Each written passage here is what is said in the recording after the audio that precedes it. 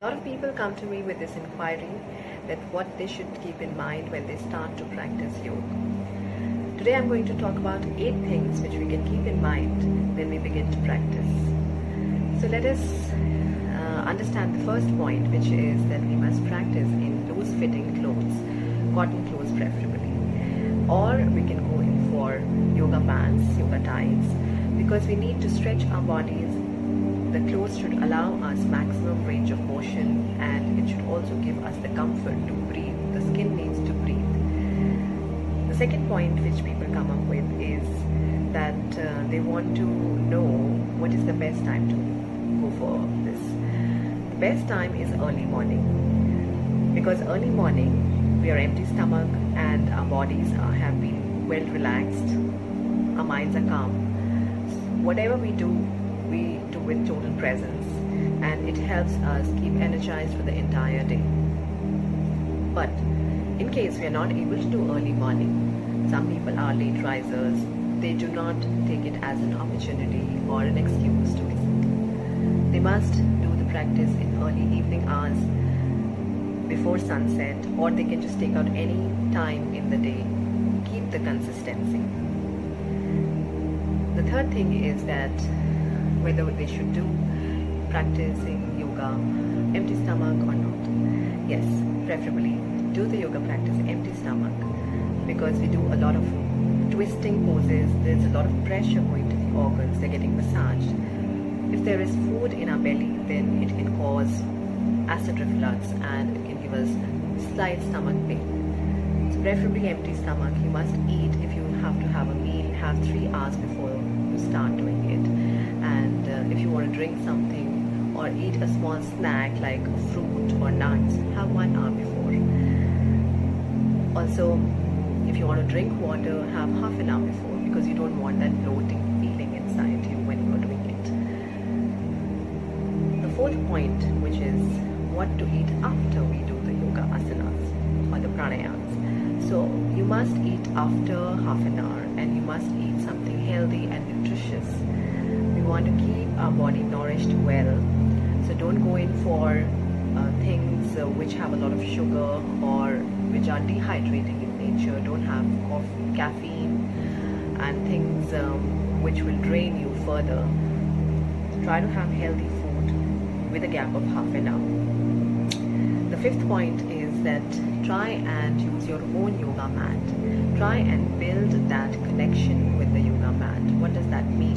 Is first thing that for hygiene purposes, we must stick to our own mats and try and keep them clean. The second thing is, yoga is physical, mental and a spiritual practice. So when we are doing this, we are also distributing the energy on to the things which we are using for this practice, and we are using the mat the most. So we build a connection, because there's an energy connection with that. So besides that, let's come to the next point, which is very, very essential to this when we want to start with it. It's the breath, proper breathing. We must take in account how to breathe properly, and then we are breathing continuously throughout the yoga asana pranayama practice, unless and until we are going for retention of breath in pranayama. But when we are doing a yoga asana practice, we must not hold the breath at any point of time. We want that even regulated breath, and we must bring all our awareness towards breathing. That connects our body and mind and brings us to the present. So breathing is very important part. When to take an in breath, when to take an out breath is a separate thing, but we must consistently keep doing it. Sometimes some postures are difficult for us, and we automatically go into holding the breath.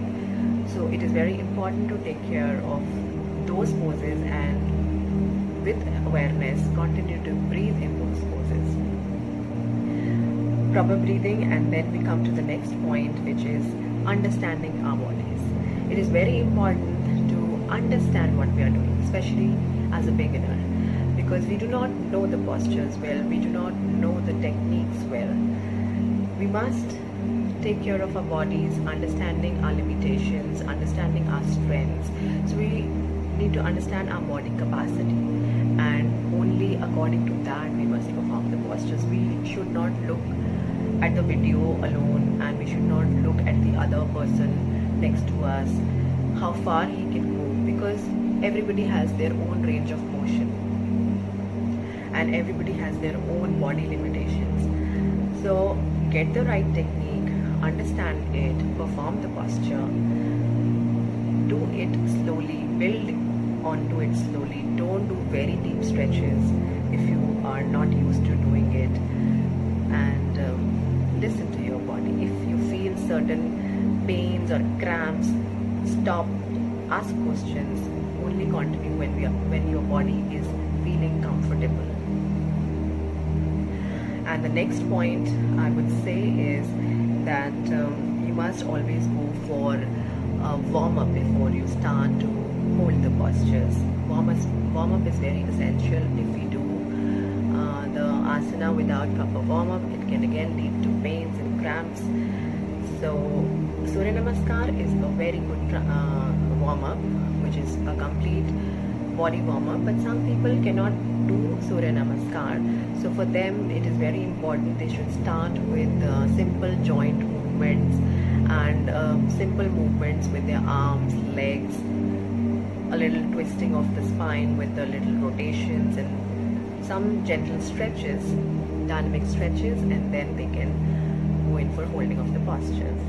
And the last point which I would like to talk about is that we must set an intention to our practice, or do a little prayer. So the prayer or the intention helps us to connect to what results we want, or what kind of emotion we want to develop. Your awareness, stilling your body and mind, connecting to